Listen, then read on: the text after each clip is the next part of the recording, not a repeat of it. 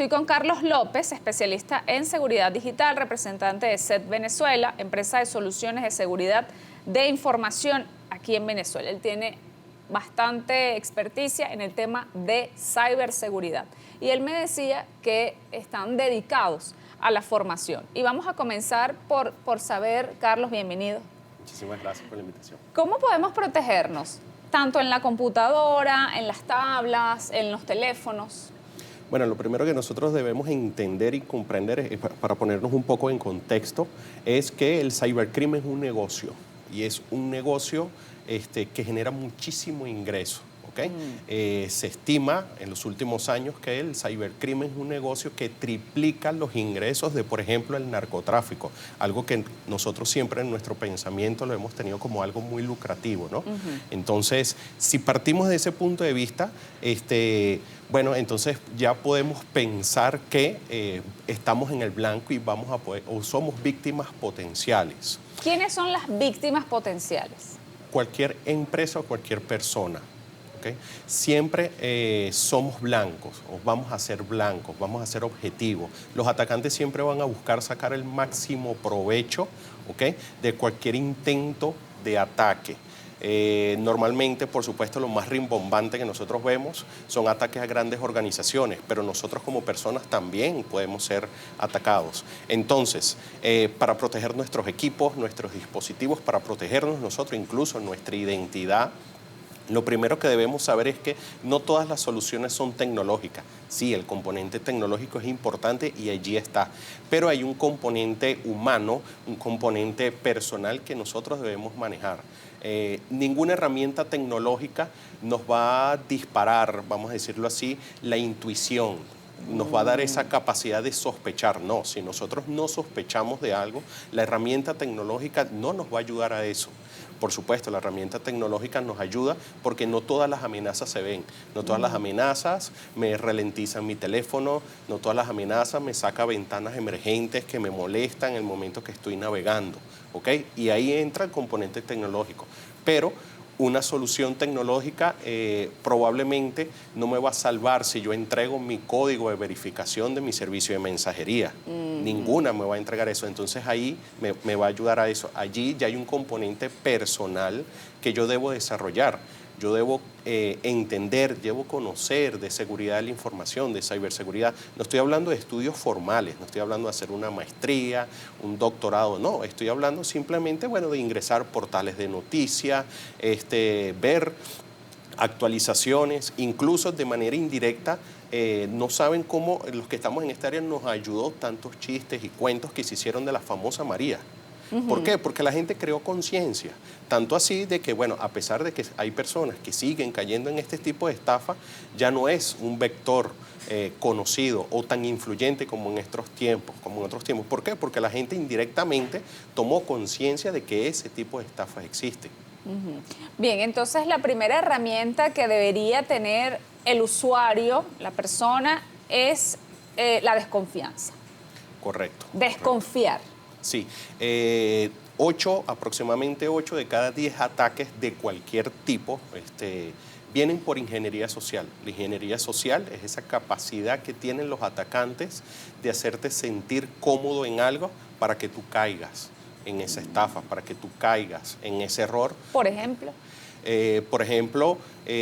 Lo vimos lamentablemente desde hace unos años para acá, desde el conflicto armado que hay en Europa. Vemos cómo hay campañas de phishing, de correos maliciosos, de estafas, solicitando recursos y donaciones para refugiados de guerra.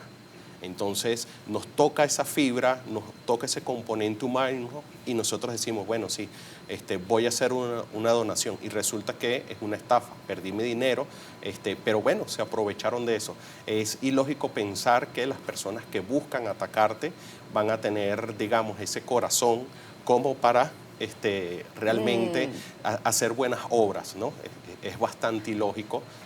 Y sería bastante ilógico de nuestra parte pensar en ese tipo de cosas. Bien. Bueno, ese es un ejemplo. Otro, por ejemplo, las aplicaciones de citas. Por supuesto. También se da allí. Sí, sí, por supuesto.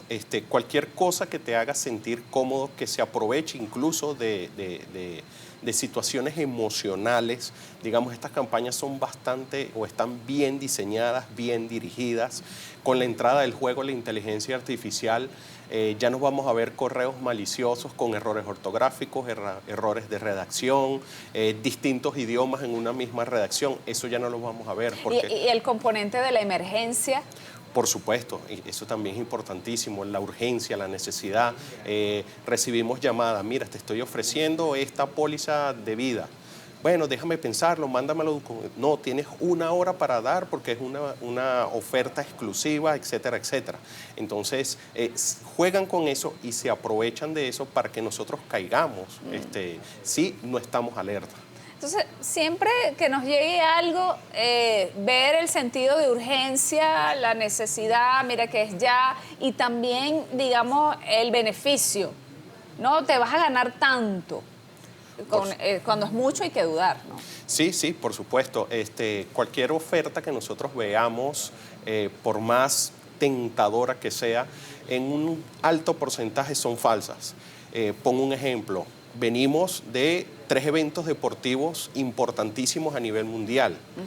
Las campañas, los picos de detecciones de campañas de estafas se dispararon enormemente, donde se ofrecía boletería, indumentaria de los distintos equipos, de las distintas nacionalidades, viajes, paquetes con unos precios inigualables, ¿okay? Que eso también nos lleva a sospechar. Si nosotros tenemos un poquito de conocimiento, por ejemplo, del mercado de paquetes de viaje, bueno, podemos ver que si tenemos una oferta con un 70-80% de descuento, bueno, algo extraño pasa allí. Bien, entonces ya sabemos, aprendimos un poquito de ingeniería social, que bueno, está ligada al usuario, a hacer cosas, acciones que no deberías. Cuando vamos al plano tecnológico, si yo tengo un virus aquí en mi teléfono, ¿cómo puedo yo detectar que tengo un virus en mi teléfono y si hay antivirus que se le puedan colocar a los teléfonos? Sí, lo primero que debemos pensar en ser proactivos, es decir, no esperar tener un virus en mi dispositivo para protegerlo, ¿ok? Eso es, vamos a hacer una analogía como que, bueno, yo espero poner la cerradura de mi puerta luego que me robaron la casa, ¿ok? Digamos, no tiene mucho sentido. Entonces debemos ser proactivos, ¿ok? Bueno, que no tuve la oportunidad, porque también pasa de ser proactivo. Bueno, entonces hay una serie de recomendaciones que nosotros te podríamos dar. Por ejemplo, bueno, sí, instalar una solución de seguridad. Eso nos va a dar una base, un piso. Como les decía anteriormente, no todas las amenazas se ven, no todas se notan, ¿ok? Y por supuesto yo voy a detectar un comportamiento anómalo en mis dispositivos, sea computadora, sea una laptop, sea un móvil. Está ralentizado, me direcciona a sitios web que yo no he solicitado, tengo aplicaciones instaladas que no son las que he solicitado, podemos ver alta carga de consumo, tráfico de red, o sea, hay una serie de síntomas en nuestros equipos que nosotros podemos observar y que nos puede llevar a pensar de que tenemos algún tipo de infección.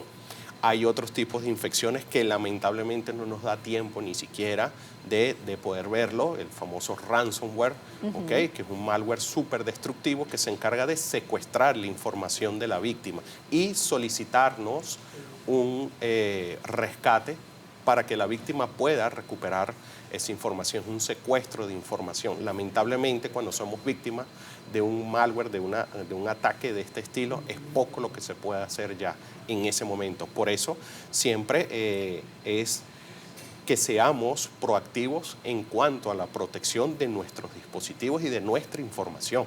Bien, ¿cómo puede surgir un ataque por malware en los teléfonos?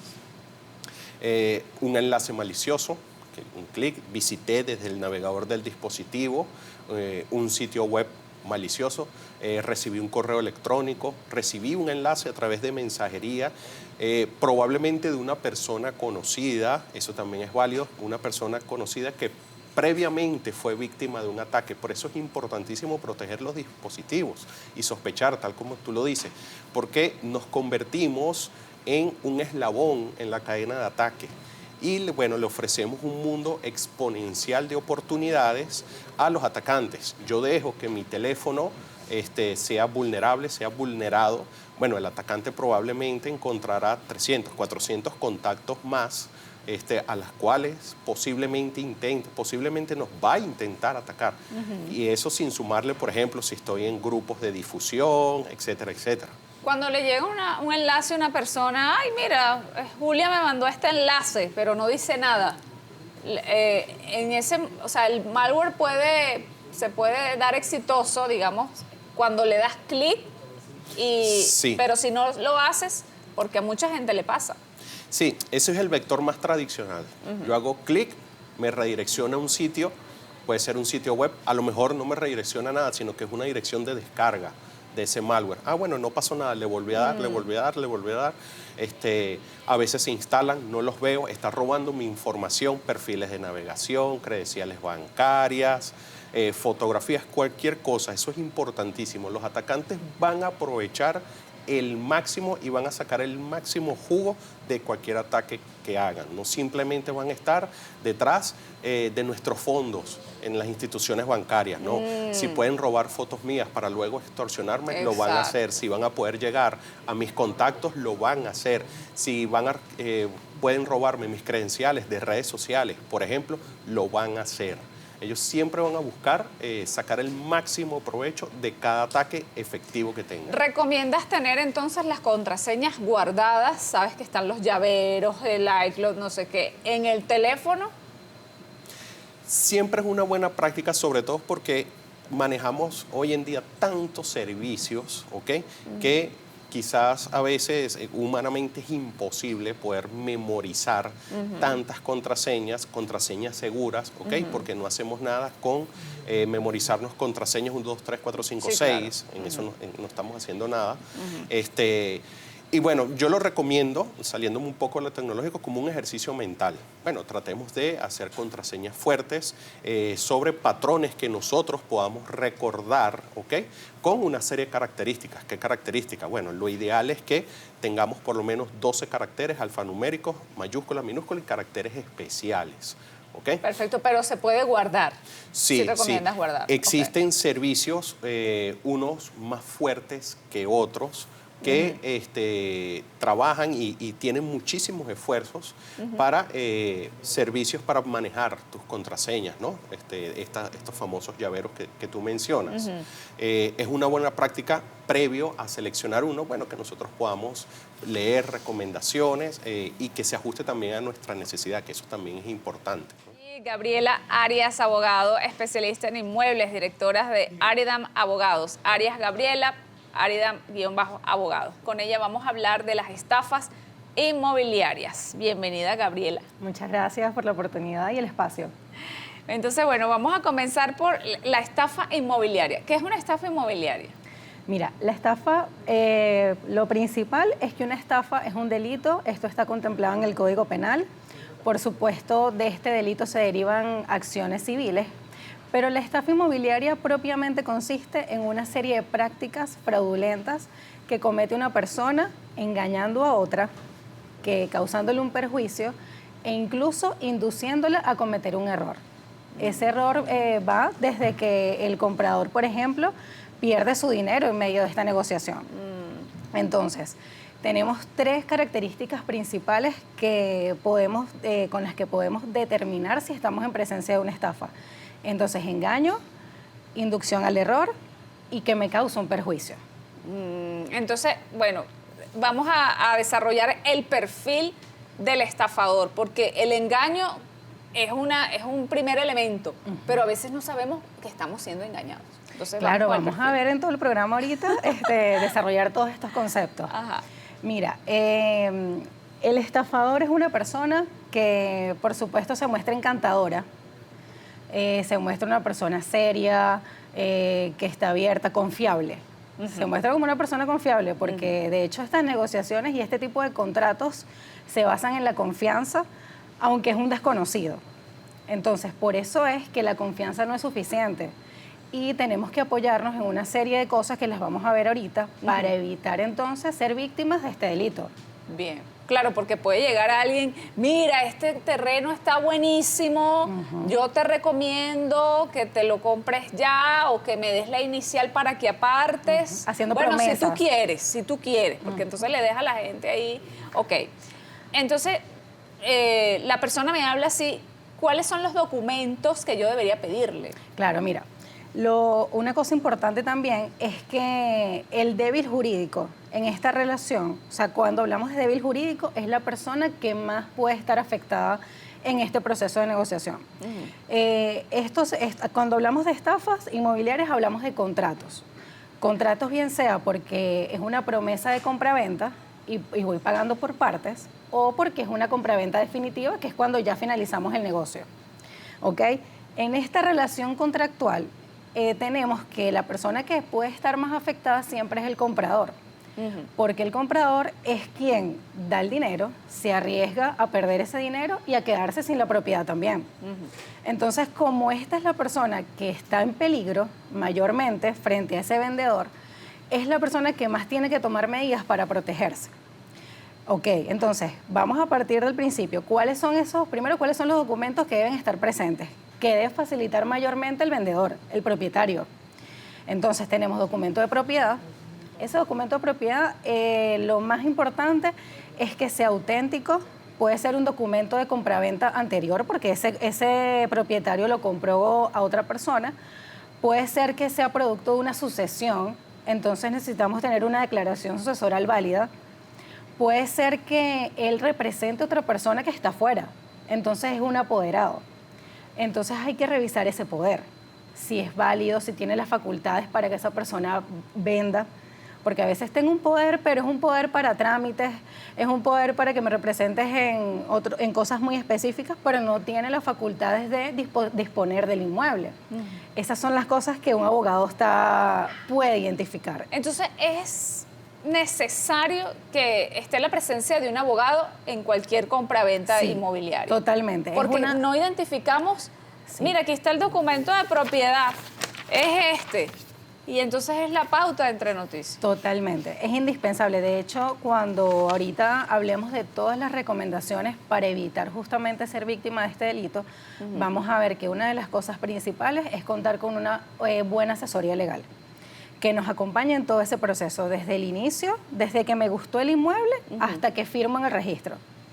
Entonces, allí no tiene nada que ver el corredor inmobiliario. Claro, sí, también. Es parte, ya vamos a tocar ese punto. Para terminar el tema de los documentos, documento de propiedad, que sea auténtico, que sea verificable en el registro, que pueda tener una copia certificada, que sea un documento que esté actualizado, que el propietario pueda entonces proporcionarle al vendedor todas las solvencias, cédula catastral, todos los documentos que indiquen que el inmueble está al día, porque a veces también venden, pero el inmueble tiene deudas, que no tenga una hipoteca también.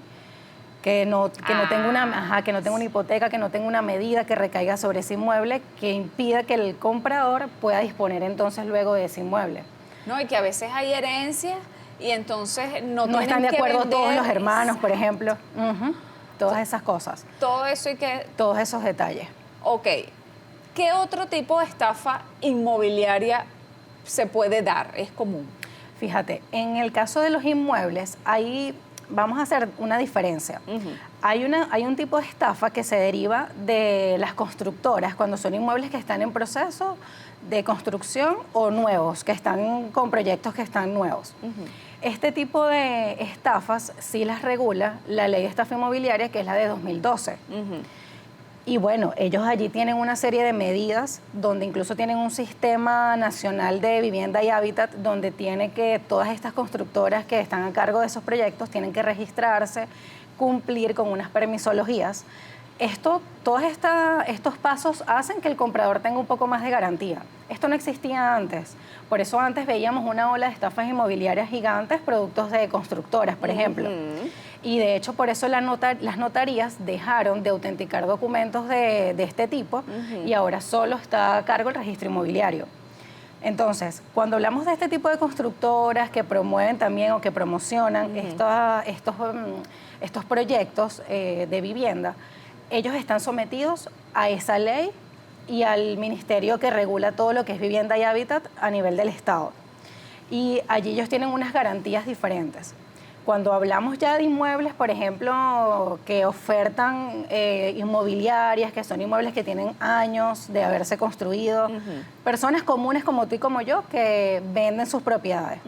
Entonces allí ya no está regulado por esa ley, sino que allí entonces tocamos el tema del Código Penal, que el Código Penal igualmente prevé tanto las de las constructoras como esta. Pero en este caso, la regulación va por Código Penal, Código Civil, incluso también tienen que ver las leyes que protegen al consumidor, porque las leyes que protegen al consumidor van de bienes y servicios. Entonces también hay unas normas allí que regulan este tipo de transacciones. Puede ser por el monto de la propiedad. Sí, o sea, hay pues, procedimientos administrativos allí que también pueden atacar en primera instancia cuando alguien sospecha que fue víctima de estafa. Entonces, tenemos esas dos variables, o sea, que son como los dos tipos de estafas principales que ocurren en el país. Bien sea por una constructora, porque estoy apostando por un proyecto nuevo, o porque ya es un inmueble que me gustó, pero tiene muchísimo tiempo de haberse construido. Bien, ¿recomiendas para las personas que viven en un sector, hicieron un piso arriba, lo quieren alquilar? ¿Qué debería tomar en cuenta esta persona más allá de que, bueno, voy a alquilar este piso? ¿Debería haber un contrato? Sí, por supuesto. Porque la gente, tú sabes cómo es, que, bueno, ve, y todo es de boca. Claro, ya ahí cuando hablamos de alquileres, y sobre todo en materia de vivienda, hay una ley incluso que regula todo el tema de alquileres de vivienda. Son normas de orden público. Y por supuesto aquí sí es sumamente importante que la persona se asesore con su abogado de confianza. No cualquier abogado, como en todos, como en medicina también, los abogados tenemos especialidades. Hay penalistas, hay mercantil, tributario. Entonces acá es importante que la persona o el abogado con que cuentes maneje el derecho inmobiliario. Entonces, ¿qué medidas tomar en el caso de los alquileres? Sí, puedes alquilar de repente una planta que tengas arriba, un anexo también. ¿Qué tener en cuenta allí? Yo siempre lo digo, analizar el perfil de ese futuro inquilino. ¿Qué tan solvente está? No hay garantías. No hay nunca vamos a poder tener 100% de garantías de que esa persona va a ser responsable al final. Claro. Pero sí podemos tomar medidas para evitar que nos perjudiquen. Como les digo, en este caso, incluso en la relación de inquilinos y propietarios, el propietario lo mejor es, mira, cómo es ese inquilino, tiene solvencia para pagar. Allí es un poco más manejable porque son cánones de arrendamiento que se pagan mes a mes, distinto a las compraventas. Porque en compraventa de inmuebles el riesgo es que a veces pagas en la totalidad del monto y luego no te entregan la propiedad. Entonces, en alquileres, paga tu canon mes a mes, haz tu contrato, asesórate con tu abogado para llevar esa relación arrendaticia de la mejor manera y estar cubierto lo mejor posible. Okay. Volviendo al tema de las compraventas, que es donde más se generan las estafas, porque mayormente las estafas son en compraventas. Ajá. Entonces, ¿qué medidas tomar? Uno, investigación de ese propietario. ¿Cómo investigar a ese propietario? ¿Tiene antecedentes penales? Importantísimo. ¿Qué tal? Ha sido denunciado previamente por el mismo delito de estafa. A veces es importante distinguir si una medida recae sobre el inmueble o es una medida personal en el propietario. Eso, por ejemplo, a veces me pasó recientemente, cuando es una medida sobre la persona y no sobre el bien, tú no lo puedes evidenciar en el registro público. A veces está en el sistema del SAREN. Okay. Entonces, allí hay que hacer una investigación un poco más profunda para estar claros antes de otorgar cualquier cantidad de dinero. Entonces, uno, investigar al comprador, hacer tu investigación, tomarte el tiempo. Dos, verificación de documentos. Todo esto que ya conversamos, pedirle toda la documentación, verificar que realmente sea el propietario. También asesorarte legalmente, como ya lo comenté, es fundamental. ¿Por qué? porque el abogado es el que te va a llevar de la mano. Tú puedes contar con una inmobiliaria. La inmobiliaria ofrece el servicio de corretaje inmobiliario. Es importante para colocar el inmueble en manos de la persona que desee comprarlo. Ahora, los corredores no son abogados. Entonces es allí donde muchas personas, por más prestigio que tenga esa inmobiliaria, mi recomendación es no te quedes solo con la asesoría que te da el corredor. Busca a tu abogado que te acompañe, ten tu asesoría legal y tu asesoría de corredor inmobiliario, ambas. No es bueno elegir entre una y otra. Bueno, Gabriela, muchísimas gracias por estas recomendaciones importantes. No había escuchado varias de las que mencionaste. Bueno, yo no he vendido nada y no he comprado, pero fíjense lo importante. Abogada especialista en inmuebles. Lo importante de buscar al especialista. Y Arias, Gabriela, te quería preguntar antes de irme, ¿cuánto tiempo puede tardar esa compraventa? Bueno, eso que me comentas del tiempo Ajá. es importante porque ¿qué pasa con algunos propietarios que demuestran una premura, una urgencia? Entonces van con Necesito los reales. Van con el comprador. Me voy del país en una semana, necesito que me deje el dinero en una semana. Entonces ese apuro no es bueno, nunca es buena señal. Entonces tómate el tiempo desde investigar a esa persona hasta acordar los plazos de pago. Si alguien estaba muy, muy, muy estresado, muy apurado, muy urgido, entonces es sospechoso. Entonces, el tiempo va a determinar de la negociación que ellos lleven, de los plazos que establezcan, varía según cada negociación que se establezca. Y lo otro, no otorgar todo el dinero de una sola vez. Tratar de reservar aunque sea un monto para el final, para el momento de la última protocolización del registro, Bien. que es la venta definitiva. Estoy con Marco Aurelio Dam García, él es abogado especialista en Derecho Procesal Civil. Y en esta oportunidad vamos a hablar de los documentos. La cédula, por ejemplo. Bienvenido, Marco. Hola, ¿cómo estás? Gracias, muy amable. Mira, por lo menos en cuanto a los documentos de identidad nacional, que por supuesto son la base de nuestra identidad, valga la redundancia, a veces los damos por sentado, pero son documentos muy importantes. Son muy importantes porque previene justamente una cantidad de problemas al nosotros tenerlos a buen resguardo, al tener cuidado de que los tenemos, de que los portamos con nosotros, entender qué pasa si somos víctimas de la inseguridad por cuanto algún robo, algún hurto de los documentos. Hay gente que lo deja, bueno, se me perdió la cédula. Bien sé que se le perdió, puede ser que se le extravió, como que también fue víctima de la inseguridad. Pero todo eso es delicado. O sea, pareciera como algo inocente. Bueno, se me perdió la cédula, la cartera con la cédula. No, que la gente te llama, mira, dame tu cédula. Todo ese tipo de cosas. Entonces, por ejemplo, a la hora que uno se le pierde, se le extravía o fue víctima de la inseguridad justamente con el tema de documentos, es importante que el primer paso que uno tiene que dar inmediatamente, lo más pronto posible, es ir a denunciar el extravío, el robo, el hurto de ese documento de identidad. Con ese documento de identidad, las personas pueden hacerse pasar por ti justamente para intentar hacer cualquier cantidad de cosas. Claro, a nivel de, por ejemplo, venta ya de bienes inmuebles ya es más delicado porque se va a verificar que esa persona no eres tú. Pero sí, para cualquier otro tipo de acciones que ellos quieran ejercer a los fines de usurpar tu identidad. Porque al final lo que quieren hacer es usurpar tu identidad o obtener los datos para diferentes fines o delictivos. Meterte en un problema también. Si hubo un robo, lanzan tu cédula. Por eso, entonces, ¿qué pasa? Cuando uno denuncia que a uno se le extravió o fue víctima, tal, a la hora de que uno se ve involucrado en algún problema, uno lo primero que tiene que llevar es el comprobante de la denuncia. Mira, o sea, efectivamente, hay alguien que está haciendo eso, pero yo denuncié que a mí se me extravió o no, ya no poseo ese documento. O sea, no es tan fácil como que sencillamente vas y te sacas otro, ¿no? Porque claro, ese anterior, alguien lo tiene en sus manos y alguien puede hacer algo con ese documento. Bien, eso aplica para pasaporte, para licencia, cédula, carnet del trabajo, por más que lo diga en el trabajo, otra persona también lo puede tener. ¿Quién sabe? Sí, porque al final también quizás en tu trabajo esa persona puede quizás, no sé, intentar pasar con un carnet, dependiendo del tipo de trabajo también que se tenga. Y bueno, mira, no está de más, ¿no? Al final la idea es utilizar las herramientas legales que al final nunca sobran. Eso es lo más importante. O sea, no, en definitiva, yo quedo protegido. Intentaron hacer algo, sí, pero yo interpuse mi denuncia, claro, aquí está.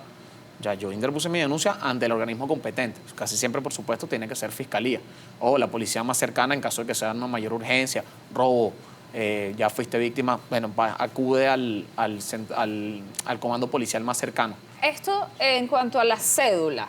Eso en cuanto a cédula y documentos de identidad como tal, cédula o pasaporte, por supuesto. El pasaporte es aún más delicado. O tan delicado como la cédula, pero Sí. es que al final el pasaporte te quita algo muy fuerte porque te va a limitar a viajar, por ejemplo. Entonces, es también muy preocupante. Alguien puede hacer algo con tu pasaporte. Claro. No es algo tan sencillo como quizás inocentemente parezca. O sea, realmente cuando uno se le extravía ese documento, uno tiene que asistir a interponer la denuncia. Y cuando es afuera, si estás afuera, se te pierde el pasaporte. Igualmente, sí. Yo una vez estuve fuera del país, estuve en Colombia y yo fui víctima afuera y yo fui a interponer mi denuncia porque mis documentos de identidad, que además como extranjero en ese país, yo tuve que decir, mira, yo no sé si alguien va a hacer algo con mi documentación. Y lo denuncié. No, gracias a Dios, nunca entiendo que nunca pasó nada, pero yo sí tenía mi comprobante de denuncia porque es muy delicado. Bien, ¿qué otro tipo de estafa se puede dar por documento? Mira, por documento, por supuesto, la más típica es que te puedan hacer te pueden falsificar un documento de compraventa, pero más que todo a nivel privado, ¿no? La firma. La firma, por supuesto, con la firma. Es muy delicado el tema de la venta de bienes inmuebles a nivel de documento privado, que está muy de moda, además, por cuanto al tema de los aranceles con el registro, la gente quiere como saltarlo, pero nunca jamás va a ser lo más recomendable, porque realmente un documento privado yo puedo redactar cualquier cosa y yo puedo estar poniendo incluso la firma tuya de una venta de un bien inmueble que tú tengas, y yo estoy firmando yo y por ti. Entonces a cualquiera yo le puedo mostrar, ay no, pero es así, un papel sencillo, mientras que eso jamás y nunca va a reemplazar al documento protocolizado en el registro. ¿Okay? Ya un documento protocolizado con un tomo, con un número, que tú lo puedas certificar, como bien estaba explicando la ponente anterior, eso es lo que realmente te da la validez o la titularidad sobre la propiedad. Eso que llamas protocolizado. Ajá. ¿Quién va a una notaría, no? A un registro. A un registro. Desde el ¿Quiénes 2016 asisten? ya no se puede hacer venta de bienes inmuebles por notaría, solo de bienes muebles, carros, por ejemplo. Pero ¿a quién asiste? Sencillamente tiene que asistir siempre al registro subalterno, registro público, como la gente lo denomine. Asiste justamente el comprador y el vendedor. Y firman los dos en el registro. Pero está el abogado, el corredor. Está el abogado, los corredores, sí, generalmente, pero al final ellos dos son los que realmente van a estar firmando. A menos que alguno tenga algún apoderado, como también bien se explicó anteriormente. Ahí sí, bueno, va a estar el apoderado y el vendedor o el comprador en su efecto. Pero siempre tienen que ir al registro los dos a firmar el documento en el registro competente porque es el que le toca según el inmueble. Cuando es de carro también es lo mismo. Igual, lo que pasa es que la diferencia es que eso sí es por notaría y lo puedes notariar en cualquier notaría, mientras que los inmuebles son solamente donde está inscrito el inmueble donde corresponde, según el registro público y el circuito que corresponde. Pero, por ejemplo, en carros sí, van las dos personas, vamos tú y yo te estoy vendiendo mi carro y sencillamente vamos tú y yo, obligatoriamente debemos acudir a la notaría a firmar en notaría. Todo lo que no sea de esa manera, mira, ya puede tender a que sea otra cosa. ¿Cómo identificar un documento que sea válido? ¿Tiene un sello? ¿Tiene una estampita? Sí, tienes generalmente comienza con la PV, que es la planilla única bancaria que tiene el SAREN que siempre te da. Esa es la primera página. Luego tienes la portada del documento. Por ejemplo, en bienes inmuebles tienes una portada completa del registro, solamente portada. Luego sí comienza la venta entre Juan Pérez y María Rodríguez. Concretamos una venta. Toda la redacción. Toda la redacción completa y con la plena identificación justamente de sus cédulas. En algunos casos se necesita el RIF. Toda la plena identificación del inmueble enterito. Igualmente cuando es carros es lo mismo, pero eso por notaría. Pero todo tiene las mismas características. Por supuesto, el original tiene su sello húmedo. Y al final, para tú verificar si tú realmente crees que ese documento existe Ahí tú lo que vas a hacer es ir a la notaría o al registro y vas con el número de tomo, el número de protocolización, el número donde quedó asentado, bien sea en el registro o en la notaría, y tú entonces pides el archivo, el expediente, te vas al archivo, pides ese expediente con estos datos que tienes y tú verificas que efectivamente, por ejemplo, el carro que yo te estoy vendiendo está en esa notaría donde yo te di un documento que dice que está ahí. Bien. Esa es la mejor manera de prevenir que ese bien sí sea, por ejemplo, en este caso que estamos conversando, de mi propiedad.